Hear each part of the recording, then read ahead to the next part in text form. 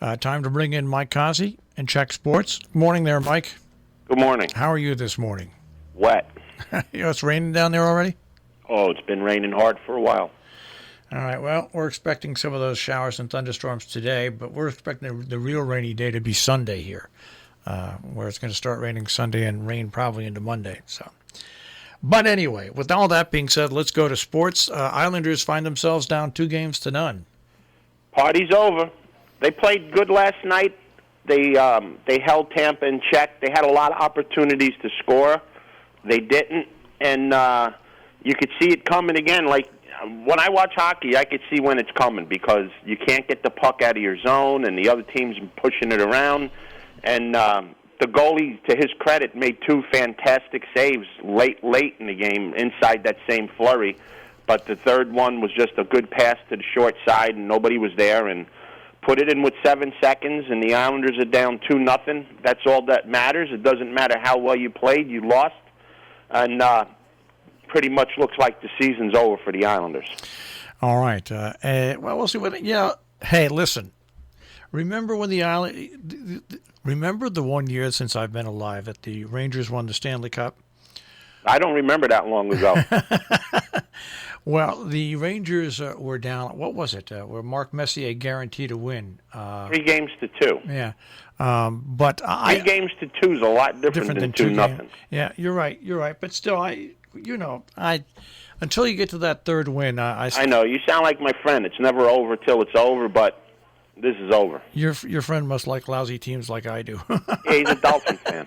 Okay, there you go. We always have that saying, it's never over till it's over. But looking at it from the outside, the Islanders have to climb Mount Rushmore without any rope. All right, now, once again in Major League Baseball, the juiced-up ball has reared its ugly head. The Braves put a 29 spot on the Marlins. Yeah, I guess they ran out of this year's baseballs. They had to use last year's. Braves beat the Marlins 29-9, and the Brewers beat the Tigers 19-0. Sad state of the game. Well, you know why the scores have been low this year? Because there's no fans in the stands, so they don't have to see the 450-foot home run every 2 innings. It's interesting. But what time is the parade today? What parade? Oh, for the Yankees winning? Well, the Yankees and the Mets won the last night, so there has to be a parade. At least a few people cheering, anyways. Yeah, I flipped around, and when I go to the Al Yank channel, the New York version of Al Jazeera, I just shut the volume off because those 3 stooges on there, you can't bear to listen to them. They were talking like the problems are resolved yesterday when the Yankees win 7-2. Yeah, okay. Look at the standings, fools. You're still 6 games behind Tampa Bay with, I think, 17 games to play. So that's climbing Mount Rushmore without a rope either. And, they're salesmen. Oh, well, if the Yankees just make it to the playoffs, everything can change. Yeah, all right, sure. Yeah, well, it could, or you can lose in the first round, too. Yeah, that's absolutely right. Hey, for you younger baseball fans, and I'm going to include anybody under the age of probably 35, the Pirates honored Roberto Clemente yesterday. Mm-hmm. You folks want to Google Roberto Clemente. And see what a real ball player looked like. 1971 World Series. Pull it up. It's the throw from right field. Not too many people ever could make that throw. And his last hit of his career before the end of the season was his 3,000th hit. Guy was amazing. Offense in the field, running the bases, batting, and he was a great guy. Yeah, if he played today, they'd be saying he's the greatest ball player ever.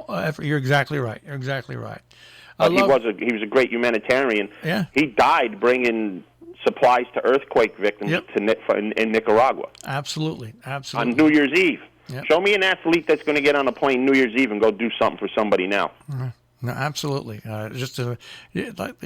If you really want to appreciate the history of baseball, when you hear these names and you don't know who, go Google them and look at some of the clips. You'll be amazed. When I pitched in Puerto Rico, I saw his wife several times. She threw out the first pitch to one of the games I was pitching down there and everything. And a real nice woman. And I'm dating myself, but his sons were little boys. This was in the early mid '80s, so It was a great experience just meeting those people that had something to do with Roberto Clemente. And in Puerto Rico, back at that time, I mean, you had a picture of Jesus on your mantelpiece and Roberto Clemente throughout the entire island. That's how revered he is in Puerto Rico. All right. I love this quote from the San Francisco 49ers, Kyle Shanahan. They asked him about fake crowd noise. He said it's a form of human torture. He's absolutely right. You know, either you're going to play with people in the stands or not. That's your team's decision. But if you don't pipe in. This is nuts. You know, they do it. Well, you know, football not like another sport. Well, there's no people at golf, or there is, whatever. That's another time for another story. But in football, I think that you should have the decibel level of the crowd at a certain height. Like, you shouldn't be able to go in and crank it up to the point where you can't hear yourself breathe. I don't think it should be that way. I don't know if it is. I don't know if it isn't. I don't pay attention to football, but you shouldn't do that. You shouldn't make a home field advantage in the crowd where when the other team has the ball, you're going to blare it up, and then when you have the ball, it's utter silence. I mean, you shouldn't have that. That's not fair. And I don't care if they say, "Well, it's our home field." I don't care. It's not right.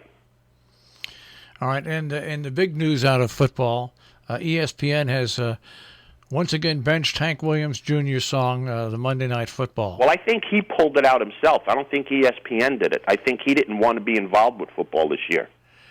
I think that's the way it went. Yeah, they didn't. You know, it's funny.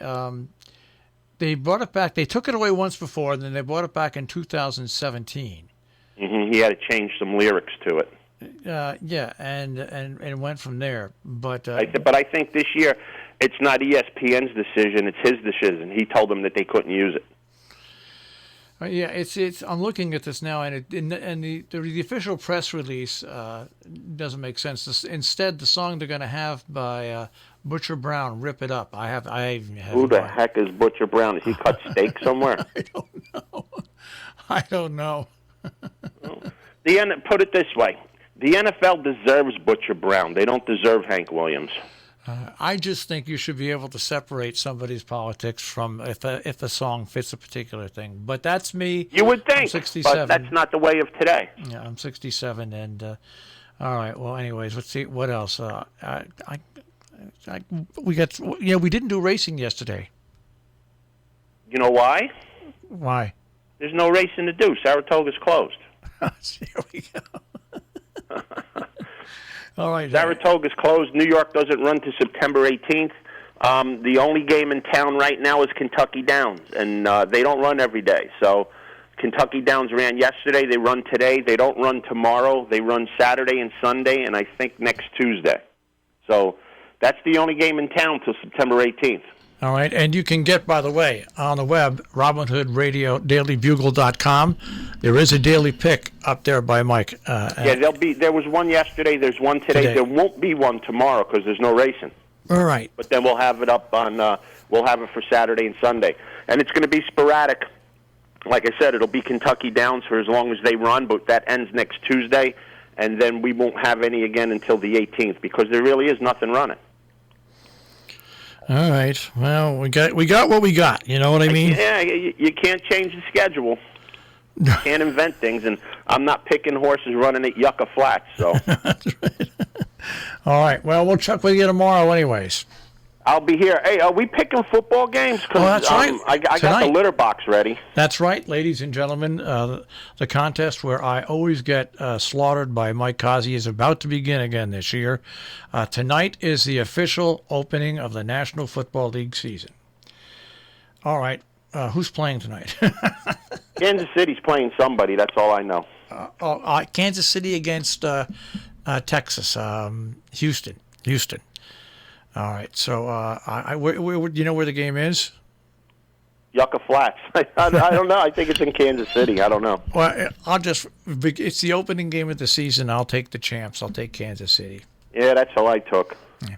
That when I went to the litter box, there was a little hot steamer over the Kansas City helmet, so that's where we're going today. All right, and we'll check the rest of them and give you our picks tomorrow for the weekend. All right. Mike, we'll check with you mañana. You got it. Have a great day. Take care.